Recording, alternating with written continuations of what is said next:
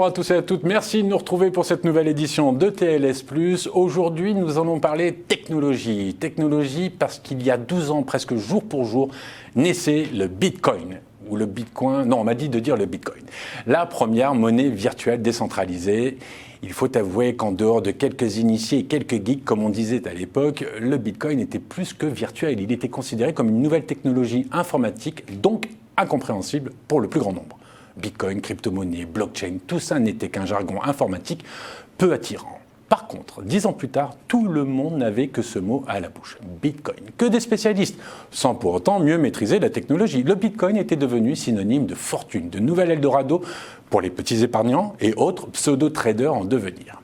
Pas un jour sans une annonce, une déclaration, un débat, un article qui ne traite du sujet qu'il vous intéresse ou pas. Tout le monde en parlait. Mais c'est vrai qu'il était tentant d'y croire. En 8 ans, le Bitcoin est passé de 0,00072 $ à presque 20 000 $, soit une inflation de 280 000 %. On peut même peut-être parler d'inflammation.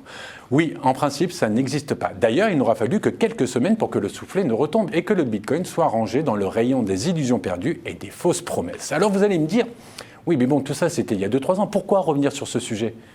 Pour plein de bonnes raisons. La première, parce que les crypto-monnaies ne sont pas mortes. Et parce que pour nous en parler, j'ai la chance de recevoir un invité exceptionnel.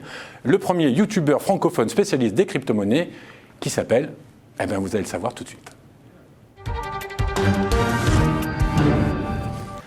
Owen Simonin, bonjour. Bonjour. Vous êtes un jeune entrepreneur, vous avez créé Just Mining. Tout à fait. Alors, avant d'expliquer ce que c'est, je vais aussi dire que vous êtes le premier, comme je le dis dans la présentation, le premier youtubeur francophone spécialisé des crypto-monnaies sous le nom de Hasher. Oui. C'est ça. Merci d'avoir accepté notre invitation. Merci à vous. D'ailleurs, pourquoi Hasher ? On dit que les machines qui sécurisent les différentes crypto-monnaies ont une puissance de H. Et à l'époque où j'ai commencé à en parler, donc une puissance de calcul, une puissance de H, et on appelait ça des hashers. Ah oui, Première fois qu'on en a parlé. Oui, une chose. Notre public n'est pas forcément ultra spécialisé. Il y a peu de gens qui le sont d'ailleurs. Donc, on va essayer de rester le plus pédagogue possible et le plus simple possible dans les définitions et les mots utilisés, parce que sinon, je ne vais pas arrêter de vous demander, mais pourquoi. Alors, avant de regarder notre premier sujet, est-ce que vous vous souvenez de votre première rencontre avec la crypto-monnaie ou avec le Bitcoin ? Est-ce que c'est un moment marquant ? Oui, j'étais en stage dans l'entreprise de mon frère et j'ai lu un petit bout de papier qui expliquait qu'est-ce qu'était le Bitcoin et qu'est-ce qu'était la crypto-monnaie en fait. Et ce qui m'a vraiment intéressé au tout début, ce qui m'a accroché, c'était la volatilité. Le fait que ça pouvait exploser à la hausse comme à la baisse et donc qu'on pouvait réaliser des gains rapidement. Et c'est vrai que c'est ça qui au tout début m'a intéressé. Et ce qui m'a fait rester ensuite, c'est quand j'ai compris le potentiel et la technologie qu'il y avait derrière, bien au-delà de la spéculation. Bon, alors on va revenir sur tout ça, mais juste pour nos téléspectateurs, on va faire un petit retour rapide sur l'histoire du Bitcoin. Ça marche. Ça a démarré en 2008. On regarde.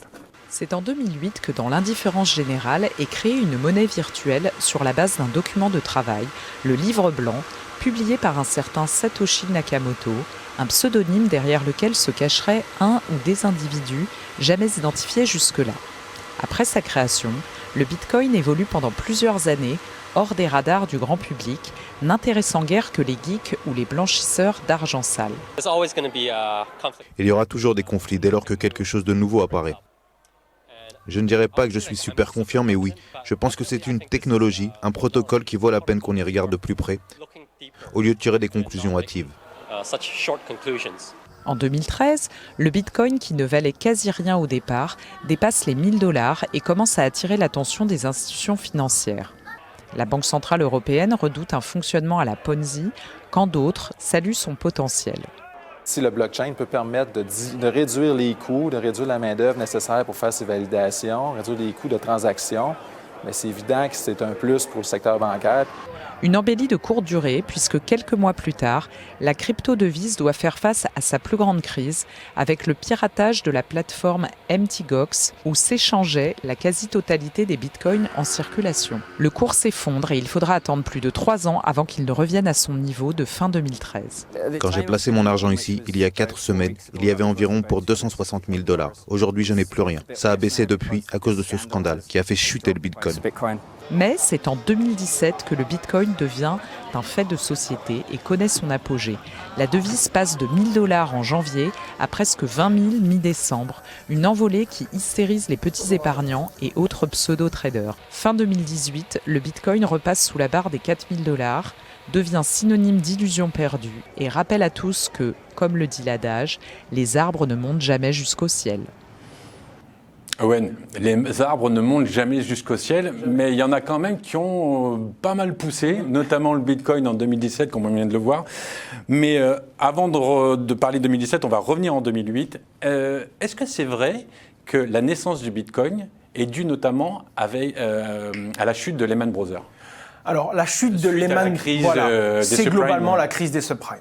C'est cette crise, donc la chute de Lehman Brothers, d'autres banques, mais plus globalement du problème bancaire et du fait que les gouvernements ont eu deux choix, soit laisser certaines banques faire faillite et donc partir avec l'épargne de tous leurs clients, soit utiliser l'argent des contribuables pour aider les banques et donc en réalité ponctionner les mêmes personnes mais de façon un petit peu plus modérée puisqu'on va prendre un peu moins à beaucoup de monde au lieu de dire tous les clients de cette banque-là ont tout perdu. Et c'est à ce moment-là que ce Satoshi Nakamoto, on ne sait pas qui est derrière. J'ai pas encore parlé de lui, Satoshi Nakamoto. Donc 2008, crise des subprimes. C'est ça.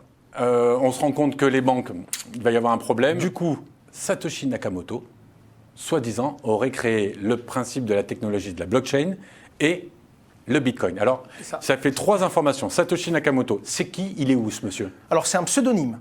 On est sûr de ça? On est sûr de ça. On ne sait pas s'il y a un être humain, 10 êtres humains derrière, si c'est un groupe ou si c'est une personne, mais c'est le nom avec lequel a été posté sur le forum Reddit, un forum très connu sur Internet, la caverne d'Internet pour certains, où il a simplement publié en mode « Regardez ce qu'on pourrait créer ». Le livre blanc. Voilà, le livre blanc. En gros, c'est simplement un concept.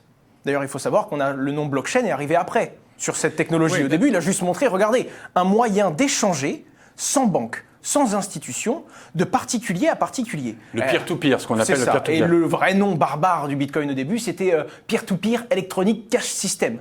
Ça donne pas envie de lire toute la page. Mais vous dites échanger. Lui, dans son idée, c'était échanger des devises. C'est ça. Alors même pas des devises, parce que le Bitcoin ne valait rien. Il voulait juste montrer qu'on pouvait, grâce à un logiciel, échanger quelque chose, sans qu'il y ait une banque ou un organisme qui valide, sans qu'on puisse revenir en arrière, donc une fois que la transaction a eu lieu, je ne puisse pas annuler pour récupérer ce que j'avais envoyé, et simplement montrer qu'on pouvait créer un algorithme, un système autonome, qui n'est pas contrôlé par une entité, qui nous permettrait d'échanger. On ne parle même pas d'argent, d'informations, de peu importe, juste montrer qu'on pouvait communiquer de façon sécurisée sans personne d'autre. C'était le but à la base. Donc ça, c'est le principe de la blockchain. Et quand on travaillait pour développer la blockchain, on faisait du minage. C'est ça. Et quand on faisait beaucoup de minage, on était récompensé. Tout à fait. Avec des bitcoins. Des bitcoins, voilà. Alors du coup, cette chose qui s'est changée, c'était du bitcoin. C'est des bitcoins. Alors avant le bitcoin, je veux qu'on revienne sur le minage. Ben justement. Parce que en fait, je le disais en préambule, vous êtes un jeune entrepreneur, vous avez une société qui s'appelle Just Mining. Tout à fait. Vous vendez, je crois, justement du matériel pour pouvoir miner. Oui. Donc ça veut dire que demain, moi, je vous achète un ordinateur et je peux miner un bitcoin et avoir un bitcoin en combien de temps? Tout à fait. Alors ça va dépendre du matériel, ça va dépendre du prix auquel vous payez l'électricité, ça va dépendre de tellement de facteurs. Là, ça devient compliqué, vraiment. Mais en réalité, vous êtes en train de me dire que si j'achète avec mon ordinateur, je peux plus avoir un seul bitcoin. Je peux plus. Avec votre ordinateur à vous, c'est plus possible. Aujourd'hui, il faut du matériel spécialisé. Ça Au début, c'était possible. Tout à fait. On pouvait avoir un bitcoin avec son MacBook Pro ou son avec Dell, un simple PC. Parce qu'en 2008, MacBook Pro, c'était loin. Avec un simple ordinateur, on pouvait générer plusieurs bitcoins par jour, 5, 10. Il y avait même des sites qui les donnaient, juste pour permettre aux gens de découvrir. Ils ne valaient rien. C'était juste des points, en fait. Ça n'a aucune valeur. Le but, c'était que des fans, des nerds, des geeks et plein d'autres communautés très particulières qui voulaient simplement utiliser cette technologie pour montrer que, regardez, on peut échanger quelque chose en toute confiance, sans organisme de confiance. Alors, donc, Bitcoin, on a compris. Ça. Blockchain, on a compris un petit peu, parce que c'est quand même beaucoup plus compliqué poussé que ça. Satoshi Nakamoto, on a compris que Satoshi Nakamoto n'existe pas. Enfin, c'est une entité particulière. Donc ça, on est en 2008. Tout à fait. Le Bitcoin et la blockchain suivent son cours. 2013, il y a le scandale Mt. Gox. Oui. Alors, on en a parlé un peu avant, vous m'avez dit que c'est un peu nébuleux, c'est un peu compliqué, donc on va juste dire ce qui s'est passé sans essayer de savoir qui a fait quoi. pour faire très simple, les gens commençaient à avoir des bitcoins. C'est le premier scandale, c'est le premier gros scandale. Le premier gros de la blockchain, Ouais. oui. Il y en a eu quelques autres, mais celui-là, c'est le premier qui a vraiment touché 80% des utilisateurs, parce que c'était la plateforme sur laquelle s'échangeaient 80% des bitcoins. On a une idée de la valeur financière, que ça valait combien 80% de la valeur des bitcoins? Je ne me souviens pas du prix du bitcoin à l'époque et de la quantité exacte qui s'est fait dérober. Mais en tout cas, à la base, MTGOX, c'était même pas un site pour échanger des bitcoins. C'était simplement un site pour échanger des cartes de jeu, comme Yu-Gi-Oh! C'était des cartes Magic, très connues pour échanger des cartes. Oui, je me souviens, oui. Et puis à un moment, il y a des gens qui ont dit, à la base, les bitcoins ne valaient rien, donc ils se les donnaient. Puis après, il a commencé à avoir de la valeur. Donc quand quelqu'un a demandé à un autre, envoie-moi-en, il fait, attends, t'es gentil maintenant, le truc il vaut 10 € pièce, je vais pas t'en envoyer 10 ou 100 comme ça. Et il fait, écoute, je te les achète. Et du coup, ils ont commencé à se les échanger. Puis il y en a un qui a dit, mais attendez, on est obligé, dès qu'on veut en acheter, de trouver quelqu'un qui veut en vendre, c'est compliqué. On va faire un site internet. Et puis, moi, je connais quelqu'un qui a déjà un site qui marche très bien pour autre chose, mais pourquoi pas développer le Bitcoin? Et ça a pris tellement d'ampleur, c'est devenu l'un des premiers et l'un des plus utilisés exchanges de crypto-monnaies. Et donc, en 2013, scandale, il se fait hacker et 80% des transactions de crypto-monnaies disparaissent. C'est ça. Et il y a eu des ruines, il y a des gens qui se sont retrouvés, là on le voyait dans un sujet, il y en a qui a perdu 260 000 €, il y en a qui ont perdu beaucoup plus, j'imagine. La particularité, c'est qu'on devait enlever les bitcoins de son compte personnel, de la blockchain en gros, de sa propre clé privée, pour les mettre sur la plateforme, pour les échanger. Et donc, dès que la plateforme a eu un gros stock, ils se sont fait la malle. Donc ça, pour refroidir les gens qui auraient potentiellement envie de s'intéresser à la technologie ou d'investir un petit peu, autant dire que on signe un arrêt de mort. Surtout à l'époque, ça commençait à peine à prendre de la valeur, on commençait à en parler, et tout de suite, il y a un plus malin que les autres. Alors encore une fois, comme c'est nébuleux, je préfère pas cibler de responsables, mais il y a une personne qui s'est dit, ok, c'est encore compliqué, c'est pas encore régulé, il n'y a pas de loi dessus, ça commence à prendre de la valeur, donc moi je pourrais les revendre d'un coup, c'est le bon moment de le faire. D'accord. Alors qu'aujourd'hui, on ne pourrait plus dans une banque qui serait assurée, qui serait couverte, tout serait tracé. Ce que vous êtes en train de me dire, c'est qu'ils n'ont pas du tout été piratés. Alors, c'est très complexe là-dessus. Et là, on en arrive dans la fameuse nébuleuse qu'est ce sujet. Dans laquelle on va Ils pas ont dit que rentrer, c'était un hack, mais certains disent que c'est le gérant qui a pris les jetons et qui a dit « Oh, on me les a volés, je vous jure, je ne sais pas où ils sont, mais qui les a revendus. » C'est très compliqué. Mais oui, en attendant, il y a une personne qui a profité de ce flou et de cette nouvelle technologie, du coup, de cette émergence et de cette accélération, pour se dire « C'est le moment de prendre un chèque et de me sauver. » Donc là, on est en 2013. On se dit, on n'entendra plus jamais parler de crypto-monnaies, de blockchain et de bitcoin. Sauf que 4 ans plus tard, en janvier 2017, le bitcoin existe toujours. Il vaut 1 000 $. Et un peu moins de 12 mois plus tard, il vaut 20 fois plus. Et là, on se souvient, les journaux télévisés, le monde entier était dans cette hystérie un petit peu. Tout le monde se disait, des gens qui prenaient leur épargne pour aller acheter des bitcoins. Et ça a été une folie furieuse. Tout à fait. À titre personnel, je l'ai subi, comme tout le monde. Pourquoi ça a quand même résisté? Ça n'est pas mort après le scandale de 2013. Et pourquoi cette enflammade en l'espace d'une année? Alors, ça a résisté parce que les fondamentaux, la vraie valeur de la technologie blockchain n'avaient pas été mis en cause, en fait. Oui. S'il y a une banque qui explose et qu'il y a des billets, il y a plein d'euros qui brûlent, on ne va pas remettre en cause le fonctionnement de l'euro. Là, il y a eu une plateforme où des gens ont déposé des bitcoins, il y a quelqu'un qui les a volés et qui en a vendu énormément d'un coup, donc le prix s'est effondré. Ça ne remet en rien en cause ni le sérieux de l'algorithme, ni la sécurisation du réseau blockchain, ni toutes les valeurs qu'il essaye de porter. Et donc, naturellement, ça a calmé tout le monde. Qui plus est, ça a fait perdre à tous ceux qui y croyaient le plus, parce que c'est ceux qui en avaient à l'époque. Mais en attendant, quand les gens ont pris un peu de recul, ils ont dit « mais ça veut absolument rien dire sur le Bitcoin, il n'est pas moins sécurisé, c'est pas le Bitcoin qui s'est fait hacker. C'est la malversation de l'humain, c'est pas la technique, c'est l'humain. Non, et c'est un gros biais cognitif que beaucoup de gens ont fait, de se dire « ouais, c'est la fin du Bitcoin, le Bitcoin, regardez, c'est une arnaque ». Pas du tout. C'est juste qu'il y a une plateforme qui en a volé, aucun rapport avec... D'un côté, on se fait voler le Bitcoin quand il vaut pas cher, et de l'autre côté, quand il vaut cher, on investit, et puis on perd tout en l'espace de 3 mois. Pourquoi il est monté aussi haut, si vite? On parlait de la tulipe hollandaise... Tout à fait, c'est une simple prise de conscience. C'est toujours le jeu de l'offre et la demande. La technologie reste inchangée. Le potentiel, et pour en faire une image avec Internet et un parallèle, pourquoi les gens ont investi du jour au lendemain dans Internet? Il a mis 30 ans à se construire. C'est ce que j'allais vous dire, ça me fait penser au principe de la bulle Internet. C'est-à-dire que bulle Internet 2000, enflammade totale, tout le monde. Totalement. Derrière, hécatombe, un drame pour de nombreux investisseurs qui ont voulu croire, à juste titre d'ailleurs. À juste titre. Pourquoi ça n'a pas perduré? En fait, ça n'a pas perduré simplement parce que c'est la loi de l'offre et la demande. Quelqu'un qui investit 1 euro et qui fait x10, même s'il est persuadé au fond de lui que dans 50 ans, ça aura fait x1000, Au moment où il a fait x10, il vend.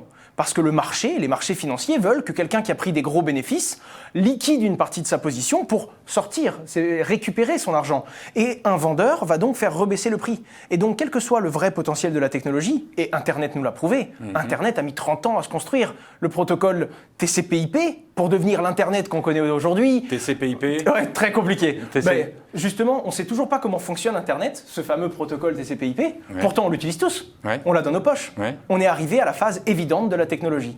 Eh bien, c'est pareil. Au tout début de la blockchain, les gens ont vu le potentiel qu'avaient vu les gens de la bulle Internet, et ils avaient raison.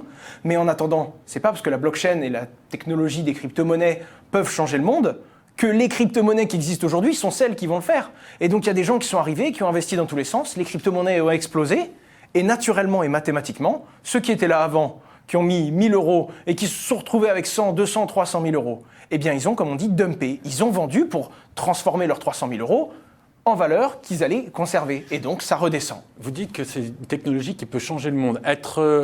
Promouvoir, adhérer ou vanter les mérites de la blockchain et du Bitcoin, c'est un engagement politique presque ?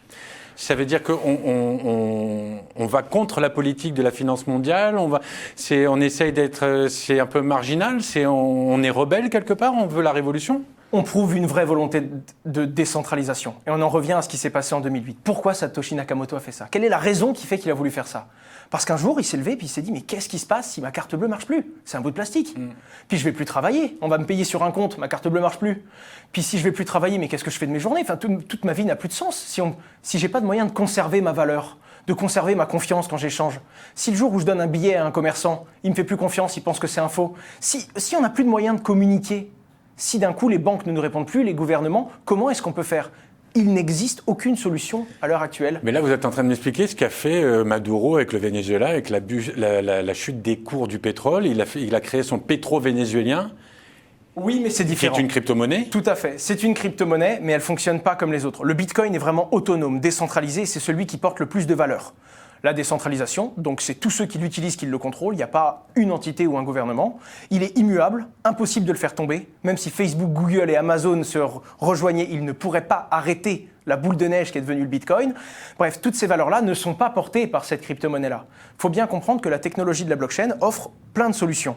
On peut très bien créer une crypto-monnaie qui est transparente, mais qui n'est pas anonyme. On peut très bien créer une crypto-monnaie qui, comme le Bitcoin, est gouvernée par tous, mais qui ne va pas être transparente. En réalité, toutes les crypto-monnaies ne répondent pas aux mêmes règles. C'est un petit peu comme les sites Internet. On ne peut pas comparer Facebook à Amazon, c'est différent. Eh bien, les crypto-monnaies ont toutes leur propre utilité. Il y en a combien de crypto-monnaies actuellement ? Connues, recensées, peut-être 2500. En réalité, on pourrait en faire 20 cet après-midi si on veut. Ah ouais ? Donc en réalité, c'est vraiment mais à quelle l'usage. Valeur ? D'ailleurs, c'est la question que j'allais vous poser. Quel intérêt d'avoir des crypto-monnaies qui valent 0,0001 $? Eh bien, la plupart qui valent ça, soit elles sont mortes, soit ça veut dire qu'il y a beaucoup de jetons. De la même façon, le Bitcoin, il vaut 10 000 €, mais il en existe 21 millions. S'il existait 21 milliards de Bitcoin, il vaudrait peut-être 10 €. Donc le prix ne veut rien dire en réalité. Ça dépend de la quantité. Mais le plus important, c'est la valeur de toute la blockchain. En gros, on prend le nombre de crypto-monnaies qui existent, 21 millions pour le Bitcoin, on multiplie ça par le prix d'un Bitcoin, et là, on a la valeur de la blockchain Bitcoin. D'accord. Et à ce moment-là, on peut se demander pourquoi cette blockchain vaut plus qu'une autre. Et ça vient toujours de son usage. Est-ce qu'elle est utile ? On en revient aux vrais fondamentaux. À quoi elle sert votre monnaie ? Est-ce qu'elle est vraiment utile ? Eh bien, pour certaines personnes, le Bitcoin est plus qu'utile. Le Bitcoin, c'est la seule solution qu'ils ont eue de conserver leur valeur alors que leur monnaie s'effondrait, alors que leur banque ne leur répondait plus. Avoir du Bitcoin, c'était se sécuriser financièrement grâce à une valeur de confiance. Donc là, vous êtes en train de me dire que ça peut être une solution pour tout un tas d'États en difficulté. Tout à fait. Et notamment certains pays ou certains continents, notamment comme l'Afrique. Je ne dis pas que tous les États africains sont en difficulté, mais il peut y avoir quelques difficultés. Et je vous propose justement, notre correspondant au Bénin est allé voir un spécialiste des crypto-monnaies là-bas et il va nous dire ce qu'il en pense. On écoute. Crypto-monnaie, crypto-actif, crypto-devise, monnaie cryptographique ou encore cybermonnaie est une monnaie émise de pair à pair sans nécessité de banque centrale, utilisable au moyen d'un réseau informatique décentralisé. Comment est-elle perçue en Afrique ? Est-ce juste une spéculation ou une solution à l'inflation et la dévaluation monétaire en Afrique ? Abraham Macmonsé-Samuel, spécialiste de la technologie blockchain et de la crypto-monnaie, nous en parle. La crypto-monnaie, c'est une monnaie virtuelle en termes simples qui est basée sur la technologie blockchain qui permet de faire les transactions sans intermédiaire, sans barrière géographique, 24 heures sur 24, en toute sécurité, en toute liberté. Et finalement, la crypto-monnaie permet d'investir peu et d'avoir beaucoup de fortune avec le temps, car sa valeur est dynamique avec le temps, comme celle d'une parcelle de terre, celle des biens immobiliers et même plus. Quand on prend le Bitcoin par exemple, le Bitcoin c'est 21 millions de pièces, ni plus ni moins. Ce qui fait que la monnaie se raréfie pour prendre de valeur à travers la loi de l'offre et de la demande, la loi marchande.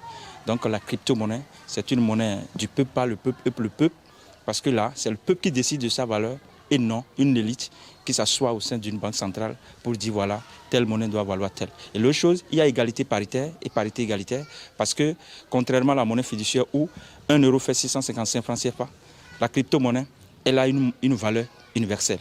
Donc 1 en Europe égale 1 en Amérique, égale 1 en Océanie, égale 1 en Asie et 1 en Afrique. L'Afrique souffre de l'inflation et de la dévaluation. Donc la prédation monétaire, le jour où l'Afrique va s'engager, les pays africains vont s'engager dans la crypto-monnaie, cela veut dire que l'Afrique est au même pied d'égalité monétaire que les Occidentaux. Et l'esclavage monétaire prend fin, le bradage monétaire prend fin. Et l'Afrique libérée, crypto-paradis, puissance mondiale. Aujourd'hui, quand vous venez au Bénin et vous parlez de la crypto-monnaie à des étudiants, à des élèves, à des fonctionnaires, le jargon est déjà commun. Je vous voyais très intéressé par le sujet et acquiescé, vous étiez absolument d'accord avec ce qu'il était en train de dire? Le truc incroyable, c'est que c'est là qu'on voit la force en fait de cette monnaie-là. De mon point de vue européen, c'est une façon d'améliorer certaines choses, socialement, économiquement, que l'on connaît. C'est une façon d'apporter plus de valeur et plus d'équité dans un système qui existe déjà. Et je le vois à travers les convictions qu'il a quand il en parle. Pour lui, c'est plus que ça. Pour lui, c'est nécessaire. Hein, l'esclavage monétaire, tout à fait. l'égalité monétaire mondiale. Parce qu'on n'en a pas eu le même besoin. Et moi, j'ai vu la crypto-monnaie et le Bitcoin comme un moyen d'améliorer ce qui existait aujourd'hui. Lui, il a été confronté beaucoup plus violemment aux problèmes monétaires, des problèmes que j'ai sûrement pas connus. Et donc lui, c'était pour se protéger de ce qui lui arrivait qu'il a dû découvrir des monnaies comme ça. Et c'est là qu'on se rend compte vraiment l'utilité et les fondamentaux que peut avoir le Bitcoin. On n'en a pas tous les mêmes utilités, il répond pas aux mêmes besoins. Et en attendant, là où nous, on essaye d'utiliser cette technologie pour améliorer les outils du futur, il y a des gens qui ont réussi à se protéger avec cette technologie. Et donc, c'est forcément des mots qui sont plus forts et un discours qui est plus virulent, parce que le Bitcoin a déjà sauvé certaines personnes là-bas. Oui, j'entends ce que vous êtes en train de dire et justement, je me dis que là, actuellement, on est dans une situation mondiale qui est particulière avec la pandémie de Covid-19. Je m'attendais, moi, en regardant un petit peu, je me suis dit, cette pandémie va faire exploser la cote du Bitcoin, enfin des crypto-monnaies dans leur ensemble, ou va la tuer. Et il se trouve qu'en fait, ça reste assez stable. Alors c'est vrai que sur son prix, c'est resté assez stable. Par contre, sur son nombre d'utilisateurs et sur la demande, beaucoup de gens ont compris que le système bancaire n'était plus suffisant. Oui. Beaucoup de gens ont eu peur d'un bank run, que tout le monde aille retirer des billets, qu'il n'y en ait plus. Et je le vois par exemple sur nos différentes entreprises d'investissement, entre x3 à x4 au niveau de la quantité de clients, mais également au niveau du volume financier d'investissement. Maintenant, l'avenir, le futur, le Facebook, Libra, qu'est-ce que ça va devenir? J'ai vu qu'Elon Musk parlait de la blockchain pour la conquête de l'espace. Que va apporter la 5G? Tout ça, est-ce que ça va faire bouger le Bitcoin? Est-ce que ça va faire bouger les crypto-monnaies? Est-ce qu'elles vont rester comme ça, plus ou moins endormies? Est-ce qu'il faut attendre un krach boursier pour que ça pète?